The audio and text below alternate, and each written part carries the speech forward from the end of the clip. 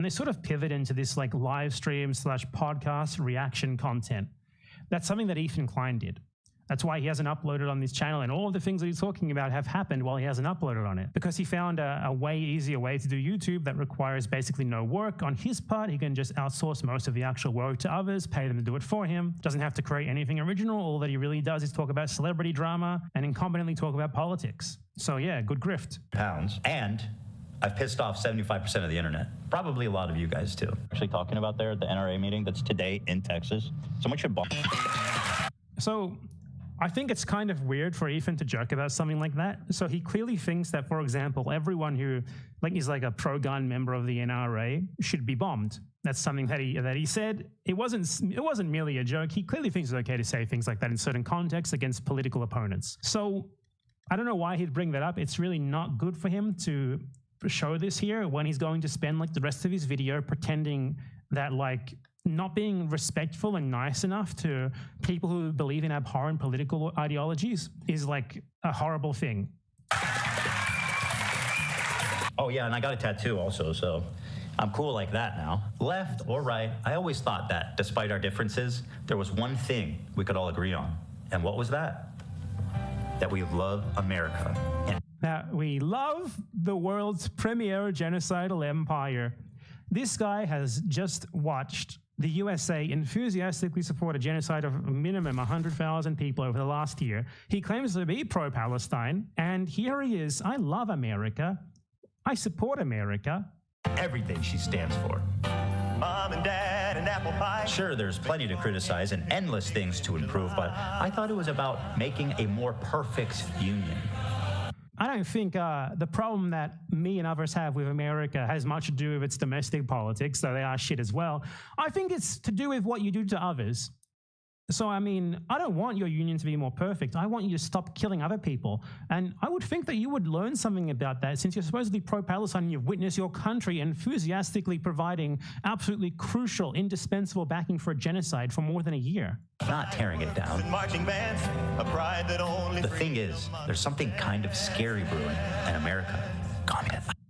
Communism. That's America. So the scary thing in America right now, according to this guy who says he's like a pro-Palestinian left-leaning guy, is communism. It's communism, right? It's not Donald Trump in power. Donald Trump in power right now, dismantling the US government with Elon Musk. Like, he's not worried about that. He's worried about communism. He's worried about a Twitch streamer. It's America to me. I started a show a couple of years ago with my acquaintance, Hassan Piker. You might remember him from such classics as... America deserved 9/11, dude. Fuck it, I'm saying it. Yeah. It's true. How is that wrong? Yeah, kill them. Kill those motherfuckers in a video game. I think it's just so funny how he plays this to attack Hassan. And a minute ago, he played a clip of he himself calling to bomb like a bunch of conservatives. I'm sorry. Holy shit. That's not what I said, you dumb cracker bitch. And of course, the Leftovers podcast, which was our show, which we made broadly to goof on the antics of the right. Now, to be clear, I knew about all these edgy and controversial jokes at the time we made the show together, because who am I to judge? There was Ethan Klein being a delightful human being.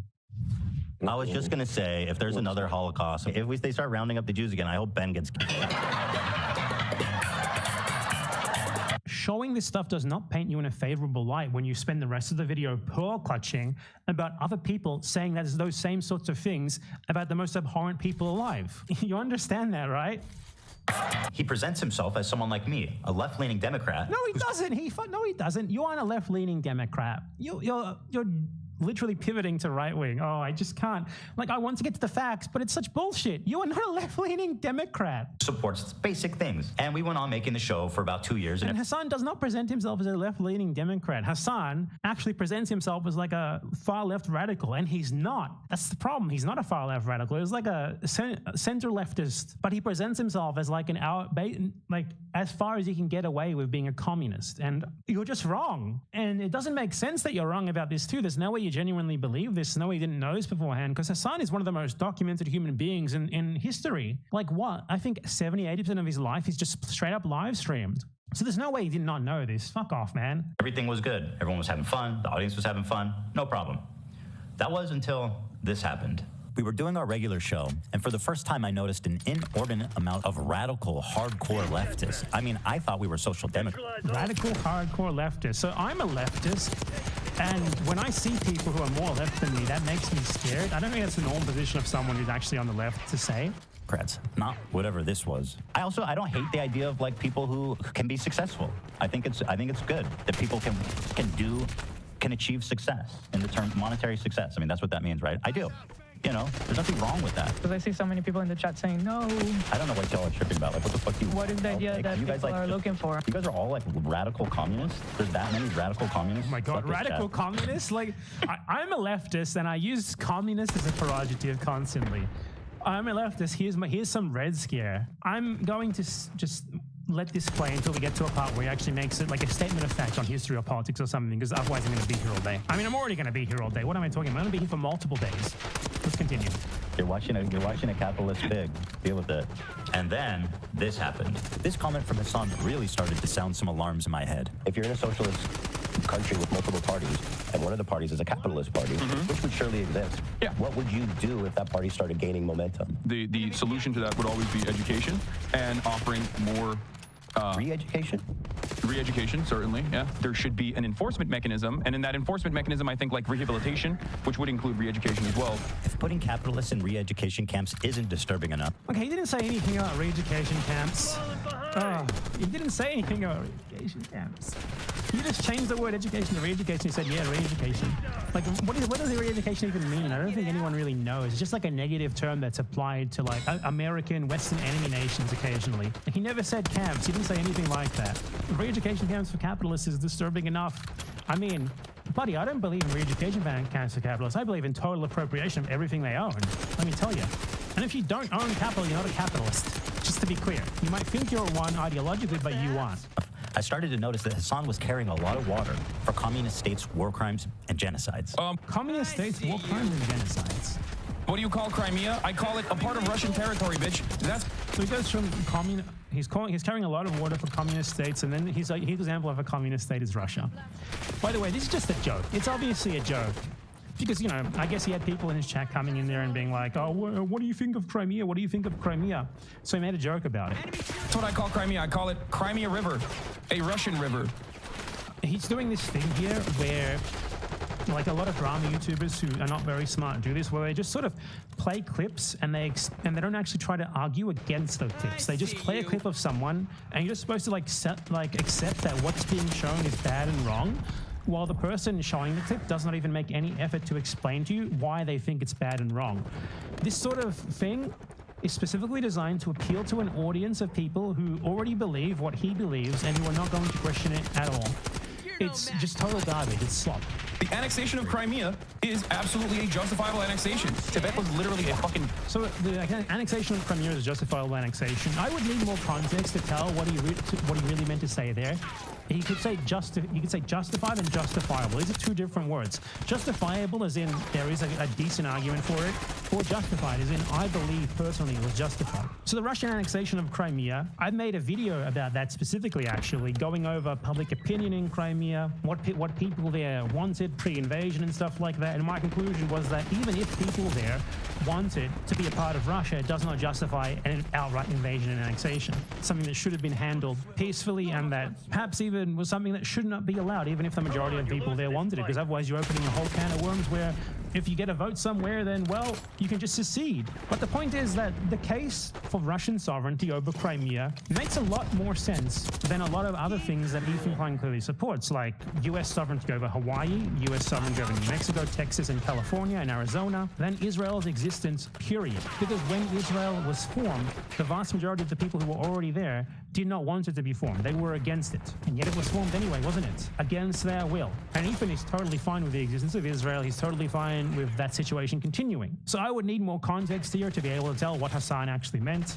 Perhaps he meant it was justifiable, like there's an argument for it, or maybe he meant that he supports it. If it's the second one, then I think he's wrong.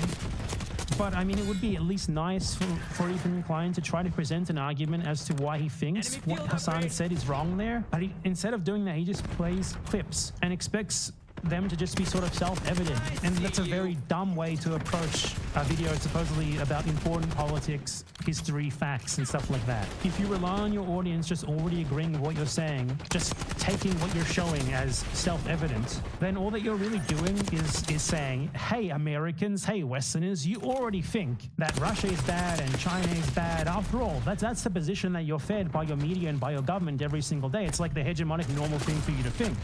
Here's a clip of someone saying something that runs counter to that. You're already inclined to think that it's bad. So look how bad that is. It's so bad, isn't it? It's just someone relying on the fact that everything that he believes is already taken for granted in the society that he lives in and among the society that his audience lives in to appeal to their preconceived notions and biases. He does not even try to argue against like what Hassan said. They're like, but then I guess to do that, he would have actually had to show the full clip and then try to argue against that. And perhaps the full clip might have revealed that Hassan wasn't actually saying what he was trying to paint him as saying there.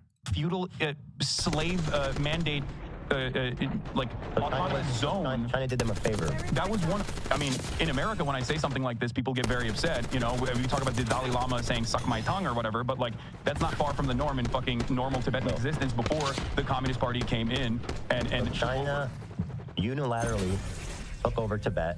Like well, their culture. They basically are trying to, you know, homogenize the culture. If you're called.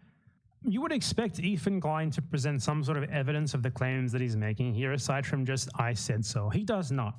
This is just a theme of these drama YouTubers. They just show you a clip and you're expected to just take it at face value. I mean, I guess if Ethan Klein said so, that means it's true, right? Culture. They're trying to swell the religion and the part of feudal warlords and slavery, abolishing that. Yes, I do think that is good. No, China did them a favor. This is a good way to describe Taiwan as well. So just on the Tibet part there, what Hassan said, he didn't say that he supported any sort of alleged like Chinese erasure of Tibetan culture. He said he supported them abolishing the slavery part.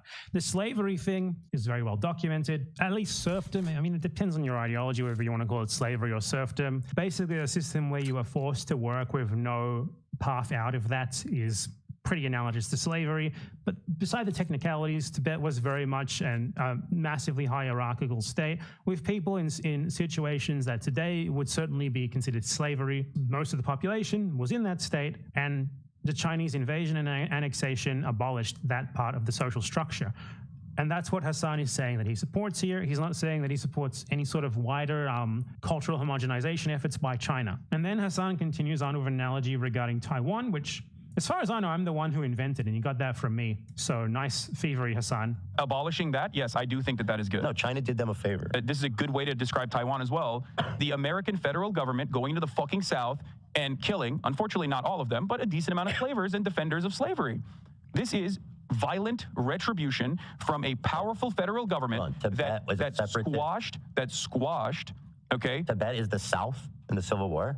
Yes. And most okay, that clip is just miscommunication, because Hassan had moved on talking about Taiwan, and Ethan says something about Tibet. I don't think he noticed, and then Hassan doesn't notice that Ethan changed talking about Tibet, or that Ethan was still talking about Tibet rather, and he says yes. But the analogy with Taiwan is basically after the Civil War, the nationalists lost to the vastly more popular communists, and after the war they fled to Taiwan to form their own sort of like competing government of China, and that's where the whole Taiwan situation comes from.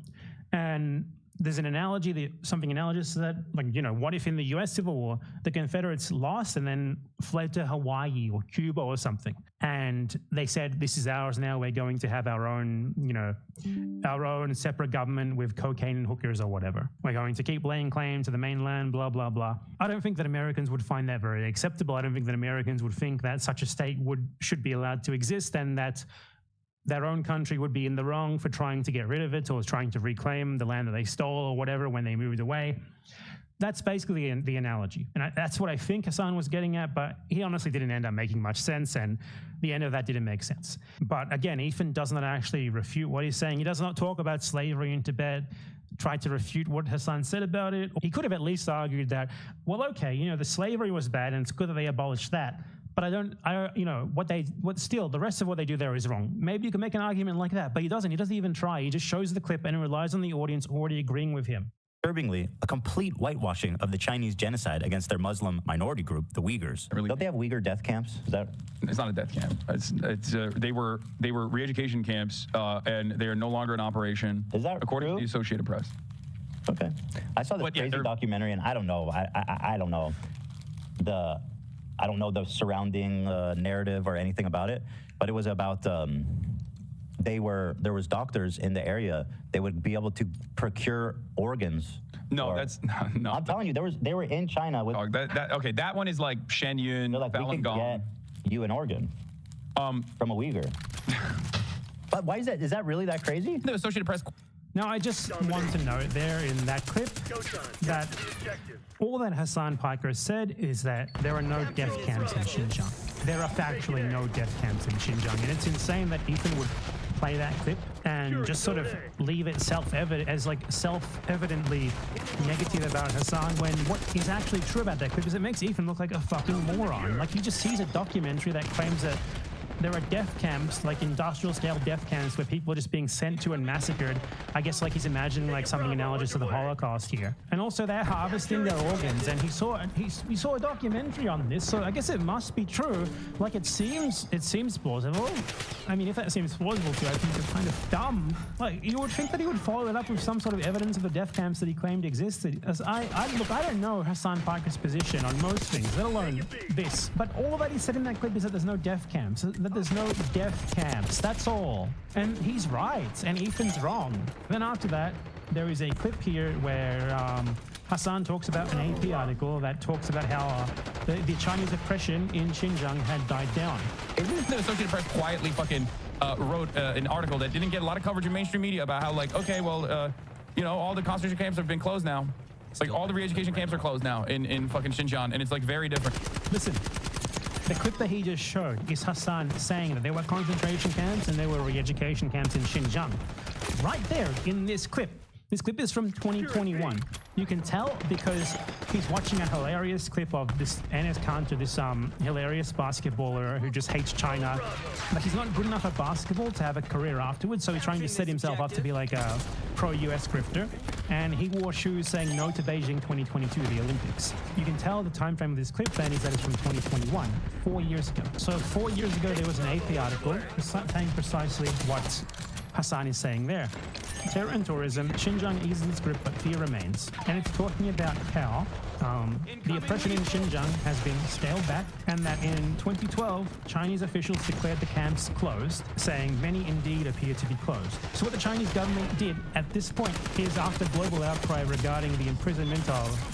Hold on, let me just get... So in total, this is the Xinjiang Victims Database, which is a website that, look, it's not that reliable. It just basically looks at anyone in Xinjiang who has been detained for reasons that are possibly linked to like this supposedly anti-terrorist crackdown in Xinjiang, and documents all of them, and just sort of assumes that all of them are innocent, which, probably is not the case. There was actual terrorism in Xinjiang, though certainly no terrorism would warrant such a crackdown like this with such broad strokes. But they have found at least a little bit of evidence, again, it's not that reliable, for there being around 80,000 named victims in Xinjiang of this arbitrary detention program. Now, that is obviously very bad, unacceptable, massive human rights violations, but genocide is a massive stretch. Death camps is a comical thing to say.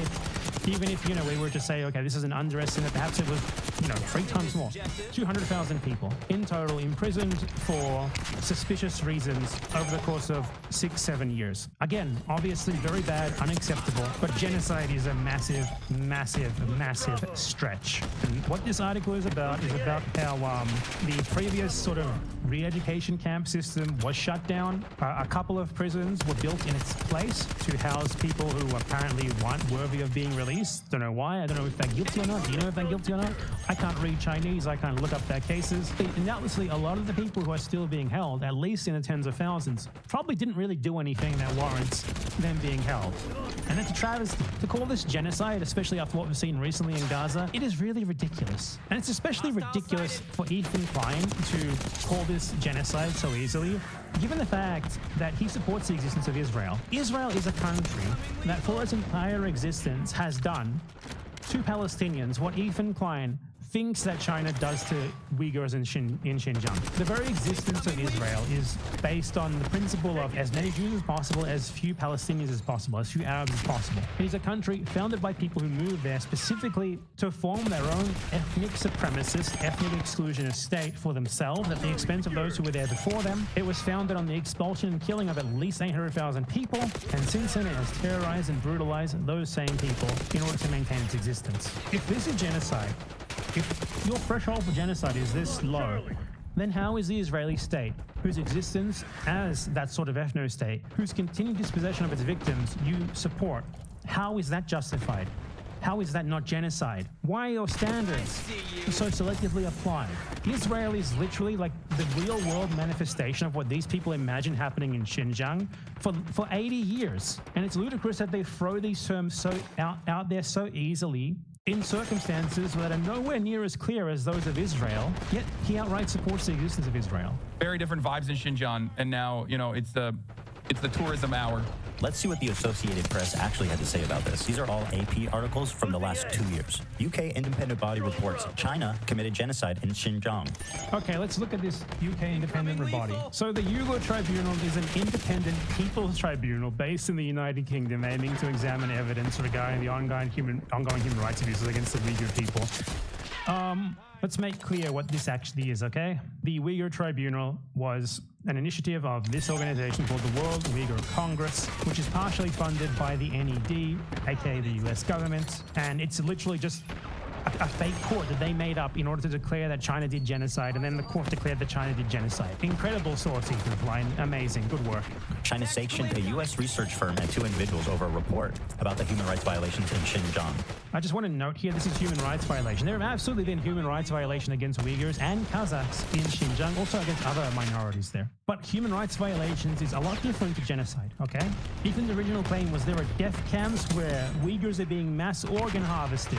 This is very far away from what he was initially claiming, from what he presented as Hassan Piker denying any sort of human rights abuses or arbitrary detentions of Uyghurs in Xinjiang, which he did not do in either of the clips that he showed. It's the tourism hour. To China's fury, UN accuses Beijing of Uyghur rights abuses. Tourism hour. I went over the UN report on my second channel, if you guys would like, because the UN report on Xinjiang, I mean, it's not perfect, but it is one of the best things if you want an objective, fairly objective assessment of what happened actually in Xinjiang. The UN, the title of this video was a joke. So yeah, I mean, go and watch that. I'm not going to play the whole thing here, but the UN report is at least decent. It does not say anything about genocide. It does talk about things like arbitrary detentions, Uyghurs who left the country feeling unsafe returning and stuff like that. Uyghur County in China has the highest prison rate in the world. This is one Uyghur county in China. One in 25, there would be about 10,000 people. They also say that most people on the list were arrested in 2017. This is quite old at this point. Many of the people on this list have very likely already been released. So I think it's kind of weird how very dumb people like Ethan Klein also talk about this as if it's like happening right now, as if it's at its height right now. Like they do not register new information. For them, like 20 years from now, they're probably still going to be talking about like the 2017, 2018 crackdown against the Uyghurs in China, if it's still ongoing, exactly as it was back then. They just don't move on. They found that talking point almost a decade ago, and they're just running with it forever. 1 in 25 people is in a Chinese prison. It's the tourism hour. I also find it just incredibly dishonest how he plays this. It's the tourism hour thing over and over, when the article that Hassan was talking about literally does exist, and it has tourism in its very title. That's clearly what he was referring to here. If you want a point of comparison of a much smaller country overall than China, more than 8 million people per year are arrested and sent to jail, with around 2 million being incarcerated at any one time. So again, the point here is mass incarceration, bad, wrong, obviously not a valid solution to there being a terrorism problem in Xinjiang. However, still not as bad as invading Afghanistan and Iraq and massacring millions of people, and overall, still not nearly as bad as the USA, which this guy outright said at the very beginning of his video he supports and wants to defend. Yet I could never imagine him or anyone like him pointing to the 8 million people passing through American prisons every year and framing it as a genocide. In fact, in order to do so, he has to just straight up lie about what has actually happened in Xinjiang and exaggerate it to a completely absurd degree, to the point that they have death camps harvesting organs from people. Like, you got to give us a break at some point, dude. Come on. 48 Uyghurs detained in Thailand for almost 11 years are on hunger strike to protest their imminent deportation to China, where they face imprisonment or execution. This is 48 Uyghurs detained in Thailand for almost 11 years. So they've been in Thailand since before this Uyghur repression in Xinjiang even actually began. They've been there since what, like 2010-ish? Because I'm assuming this is a fairly old article, at least a couple of years old. And they face imprisonment or execution, I guess, according to them. But again, this is so far from the original claim of death camps and organ harvesting. Some Uyghurs trying to avoid reputation claim that they will be imprisoned or executed if they go back to China. They have been in Thailand since before the supposed Uyghur genocide began, and they say that they could face imprisonment or execution. They say that, trying to avoid deportation. How is this proof of there actually being death camps that are harvesting organs in Xinjiang, Ethan Klein? How is this proof that Hassan denying that's the only thing that you have said, that you said that he denied, is wrong? Because in the clip that you showed, that you seem to believe painted you as correct and him as wrong, he was correct and you were wrong. Not only were you wrong, but you came off like a child who just believes anything they see. And he was like treating you with kids' gloves like very nicely, when what he should have been doing is saying, Ethan, you're like 40 years old. How do you lack basic critical thinking skills like this? Imminent deportation to China, where they face imprisonment or execution. Not only does this AP article seem not to exist, reading the AP proved exactly the opposite. The AP article that exists, you could have searched AP News, Xinjiang tourism, and it would have been the first result, Ethan. Reading the AP proved exactly the opposite. Hassan has... Those articles did not prove the exact opposite at all. If you think those articles proved your claim of genocide even slightly, you have no idea what you're talking about. The only one of them even mentioned the term genocide was like the fake court one. The rest of them talked about human rights abuses and imprisonment and stuff like that. And you claimed there was death camps and organ harvesting. Happily eaten up the Chinese propaganda on this and has regurgitated it to his mainstream audience. I mean, you're just straight up reporting, like uncritically spouting insane Falun Gong propaganda yourself. What Hassan said there is not Chinese propaganda at all. There's not death camps. There's not organ harvesting. He did explicitly say there was re-education camps and stuff like that. And he did cite a really existing AP News article about the crackdown winding down post-2019. If he was eating up Chinese propaganda, what he would say to you, because the Chinese line on this is, no, there's no internment camps. What there are is vocational training camps where we give marginalized Uyghurs opportunities to better themselves. And all of them are there voluntarily. That's the Chinese propaganda line on that. So what he's saying is not even close to that. You're just bullshitting. Why is he defending China's genocide of their Muslim population? Like, as I've been saying, and as I'm sure I will reiterate a lot, Ethan is just sort of relying on his audience being very dumb. Because Hassan did not deny repression in Xinjiang there. What he said was there's no death camps. And then he said the camps, like the repression system has wound down. Both of those points are true. And then the articles, like the headlines that Ethan provided with zero analysis, zero critical thought, even taken at face value, do not even remotely prove his initial claim, not even close, of like death camps and genocide. He kind of just relies on his audience believing that there is like this mass genocide in Xinjiang, like Uyghurs are being rounded off the streets like Jews during the Holocaust and stuff, and being massacred in like gas chambers or whatever. He relies on them already having that preconceived idea, so he feels like he doesn't even need to argue against it, you know, because that's who this video is for. It's for people who already uncritically believe everything that he himself uncritically believes. So he doesn't really feel any need to justify himself. He's just used to arguing from this position of like believing what like 80% of Americans already uncritically believe, just because they've seen it said sort of nonchalantly in the media and they never really thought about whether it's true or not. It's an argument purely from the status quo. And it's pathetic, sad. It's just purely making statements based on the knowledge that a lot of his audience is just going to eat them up, because they also just uncritically believe in whatever the sort of hegemonic status quo positions are. Makes sense if A, he's being paid, or B, he has the political complexities of a 5-year-old. I know that is just so fucking ironic, man. Like, come on. So it would only make sense to deny that there are Uyghur death camps where they harvest organs if you're being paid. It would only make sense to say that there is an AP article about the repression in Xinjiang being wound down if you're being paid. And the AP article does exist, by the way. That makes no fucking sense. And then you talk about him having the political complexity as a 5-year-old after you just showed us a clip of you being like, I saw a documentary where they say there's death camps and they harvest the organs. They harvest the organs like a little child baby who believes everything that you see immediately.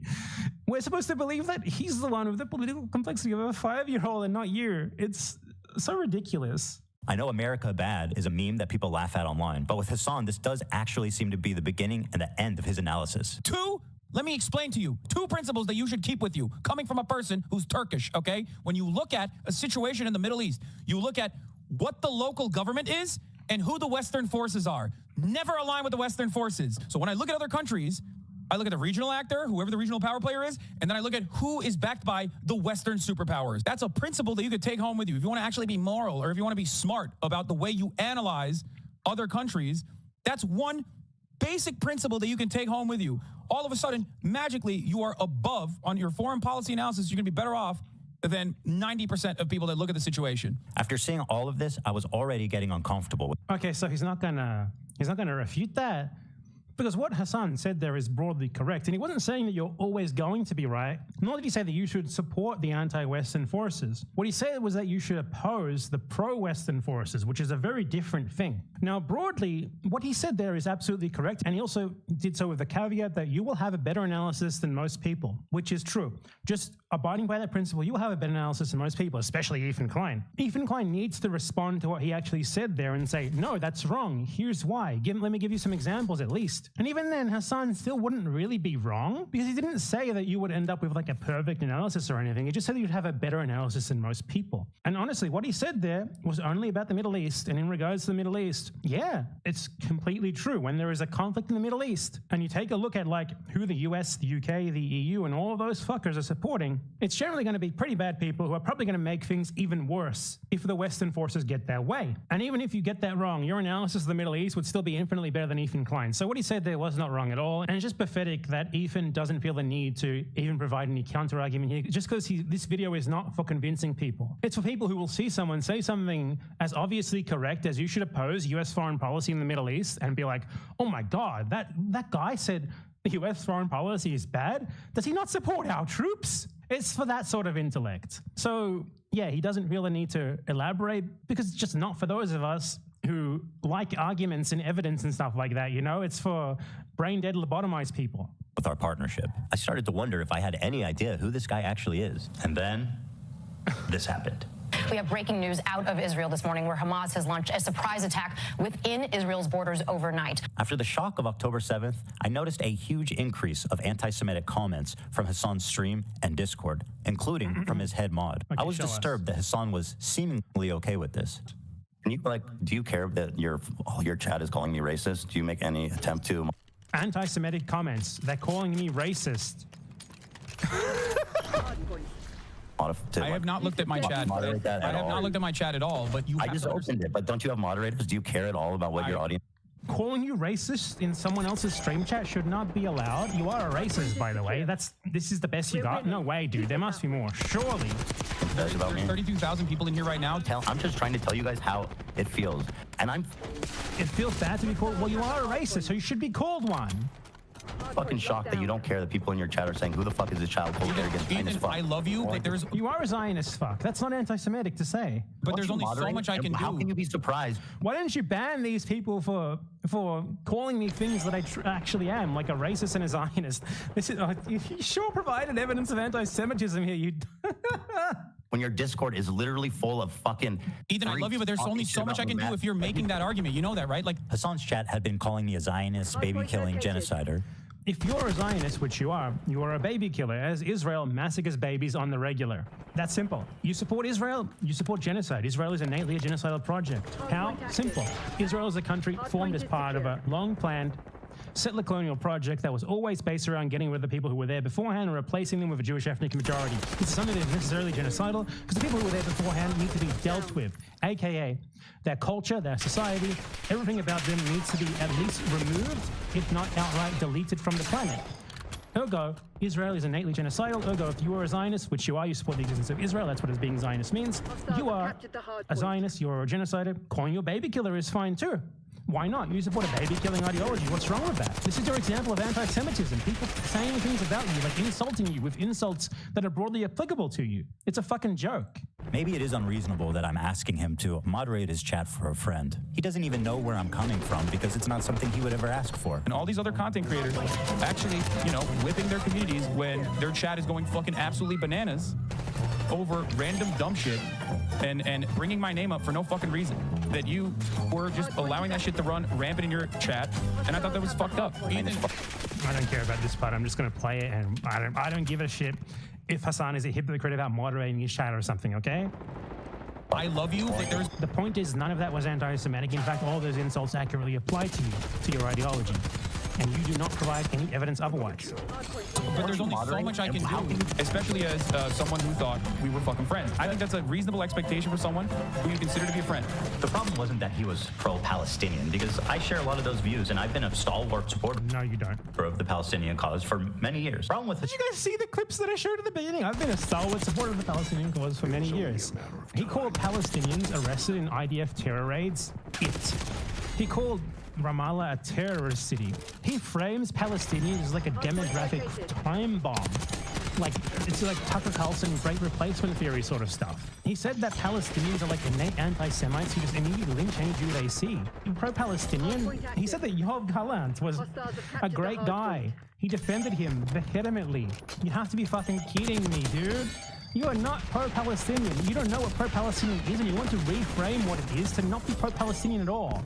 Hassan's coverage, and a lot of people like him, was their complete lack of empathy for the Jewish people who were frankly slaughtered by Hamas. The Jewish people, you know how he changes Israeli to Jew. This is a crude tactic of emotional manipulation commonly employed by Zionists. What he does first is he wants to change the equation. He wants to change what is actually happening in Palestine, which is settler colonialism in the name of Jewish supremacy against Palestinians. Now, settler colonialism obviously breeds resistance. It creates victims who are going to fight back against you. So it's pretty difficult to frame those victims as like being in the wrong, given that events like October 7 are entirely predictable given what Israel has been doing to Palestinians for 80 years. So what do? We reduce them from Israelis, from settler colonists, to just Jews. Jews evoke this image that most people have in their head of a Jew, because most people have never met a Jew in their life. They don't really know anything about Jews. Evoke the image that they have in their head of like a concentration camp in Schindler's List, to reframe the situation entirely from a downtrodden people reacting to 80 years of settler colonial oppression into just Jews being massacred, being Jews, and nothing more. Now, October 7th is a million times more complicated than what people like Ethan try to frame it. I suggest you see, if you want a very detailed outline of precisely what it actually was, what actually happened, why it happened, how it happened, I suggest you check out this video, The Gaza Ghetto Uprising by Rev N. Reeve, who is an Israeli anti-Zionist, or former Israeli anti-Zionist, I should say. He probably doesn't want to be called an Israeli anymore. But it is an excellent video that goes over everything regarding what actually happened on October 7th, that absolutely destroys the narrative of people like Ethan Klein. I obviously am not going to go over it all here. It's 2 hours long. But this simplistic framing that Ethan Klein needs here in order to be in the right, of just like, basically like Hamas tried to do their own little Holocaust just for the sake of it, right? Like a Palestinian resistance group that exists outside of any sort of place and time, that is just like innately anti-Semitic, that just attack these poor little Jewish people for literally no reason whatsoever, just because they hate Jews, because they were born hating Jews, nothing else. It's ridiculous, and we're getting into it more throughout this video. He refused to show even a crumb of empathy for the Jewish victims. For the Jewish victims. Yeah, dude, quite simply, in Israel-Palestine, there is a group of victims and a group of oppressors. I do not care about this pearl clutching for the oppressors, about this reframing of victim as offender all the time. I'm not going to abide by it. No one should abide by it. Thank you, Hassan, if you really did not. Listen to what this guy has to say. And as you might have seen, there was some sort of rave or desert party where they were having a great time until the resistance came in electrified hang gliders and took at least several dozen hipsters. It's not Hassan. That's someone else. But I'm sure they're doing... Now, Ethan Klein, let's ask you a question. Let's ask your audience a question. Do you think it's appropriate for people who have committed genocide against Palestinians for 80 years at this point? I'm calling it genocide for those entire 80 years, by the way, because you called Xinjiang genocide. If you're going to call that a genocide, then I can call that what you and your other Israeli friends do a genocide as well, because you've been doing way worse for way longer. So I'm just using your own standards here, my friend. Do you think it's appropriate to hold like a drugged up rave outside of a concentration camp where you keep the victims who were expelled so you can have your land and house? Do you think that I should have sympathy and empathy for those people?